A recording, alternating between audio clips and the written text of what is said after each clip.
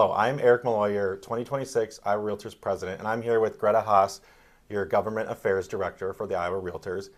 And today we wanted to talk to you about a bill that was proposed by the Department of Inspections and Appeals and Licensing. And so Greta, can you kind of give us a recap of what was in that bill? Yes, so just a couple of weeks before the 2026 legislative session kicked off, we heard from the department that they were going to be dropping a pretty extensive and lengthy bill that is kind of a part two to the government reorganization that we've seen kind of over the past few years. Unfortunately, once we took a look at some of the provisions in that bill, we had some pretty serious concerns about how it would impact the real estate industry, our members, and also some of the consumer protections we've put in place.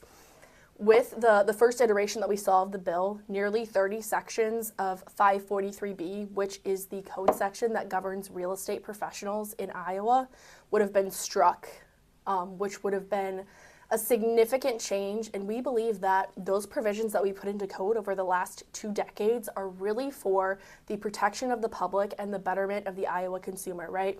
We're talking about one of the largest financial transactions that someone is making with their life, and we want to make sure that our practitioners are acting ethically and are held to a higher standard. Absolutely. So ultimately, did this proposal or bill move forward to committee and get through committee this session? So it did not move past subcommittee in the Senate, and it moved a little bit in the House, but want to give a major shout out to our leadership team, to all of our members who showed up for Capitol Conference in our Hill Day and spoke to their elected officials about the negative impact that this bill would have had on our profession.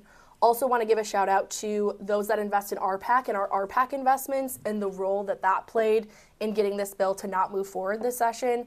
Being able to invest in candidates that understand the importance of the professionalism of real estate in our profession and being able to have those conversations with elected officials because of the PAC is so important and influential in getting harmful pieces of legislation like this stopped from moving forward in the process. So again, a huge shout out to our leadership team who met with legislative leadership about it, all of our members that engaged in grassroots advocacy, and all of you that invest in the PAC. You all made a huge difference in stopping this from moving forward. Certainly. Now, moving forward, do you see something similar like this bill or proposal being presented next year, or do you think it will be the same, or maybe nothing at all? Like, what do you see for 2027? Yeah, I think we're going to have continued discussions with the department and the Real Estate Commission. A huge shout out to you and your current presidential advisory group that is looking at professionalism and particularly elevating professionalism in our industry. I think the findings of that group and the recommendations are going to be very helpful as we continue to have discussions with the department. I think we could see a similar bill come out like this, as there's still a drive to create more government efficiency, but we want to make sure that, again, realtors are at the table having those conversations and at the forefront, making sure the consumer and our industry are protected.